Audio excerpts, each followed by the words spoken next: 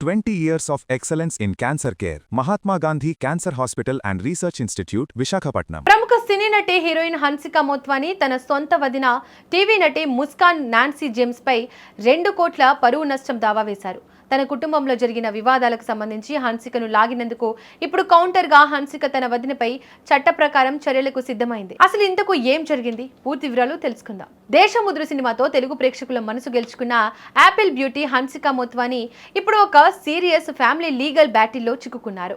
Glamour ప్రపంచానికి దూరంగా Mumbai court మెట్లు ఎక్కిన హన్సిక తన సొంత వదిన టీవీ నటి ముస్కాన్ నాన్సీ జేమ్స్ పై 2 కోట్ల పరువు నష్టం దావా వేశారు. అసలు ఒకే కుటుంబానికి చెందిన వీరి మధ్య ఈ స్థాయి గొడవ ఎందుకు మొదలైంది? ఆరోపణలు ఏంటి? హన్సిక వర్షన్ ఏంటి? హన్సిక సోదరుడు ప్రశాంత్ మోత్వాని టీవీ నటి ముస్కాన్ నాన్సీ 2020లో వివాహం చేసుకున్నారు. అప్పట్లో వీరి వివాహం చాలా గ్రాండ్ గా జరిగింది.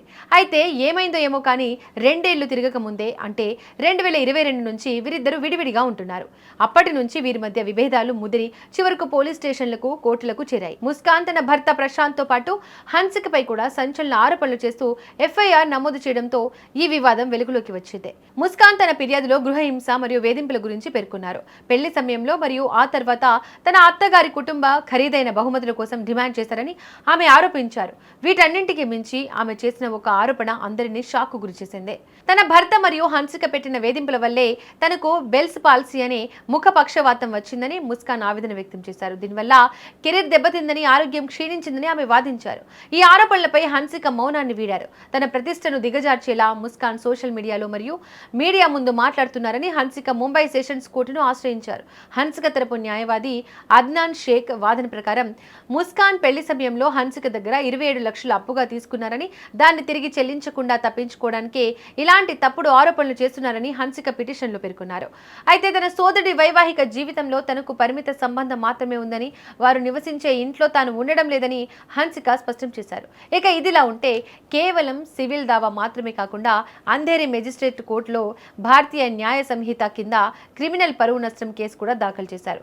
ఇప్పటికే ముస్కాన్ పెట్టిన ఎఫ్ఐఆర్ ను కొట్టివేయాలని కోరుతూ హన్సిక బాంబే హైకోర్టును ఆశ్రయించారు. ఇప్పుడు తాజా పరువు నష్టం దావాలో భాగంగా ముస్కాన్ తనకు బహిరంగ క్షమాపణలు చెప్పాలని, భవిష్యత్తులో తన పేరును ఎక్కడా వాడకుండా నిలువరించాలని కోరుతున్నారు. 2 కోట్ల నష్టపరిహారం చెల్లించాలని డిమాండ్ చేస్తున్నారు. ముంబైలోని దిందోషి సెషన్స్ కోర్టులో ఈ కేసు త్వరలో విచారణకు రానుంది. ఒకప్పుడు ఎంతో అన్యోన్యంగా ఉన్న వదిన ఆడపడుచులు ఇప్పుడు కోర్టు బోన్లో నిలబడడం టాలీవుడ్ వర్గాల్లో చర్చనీయాంశమైంది. అప్పులు, గృహహింస ఆరోపణల మధ్య నలుగుతున్న ఈ కేసులో కోర్టు ఎలాంటి తీర్పు ఇస్తుందో వేచి చూడాలి.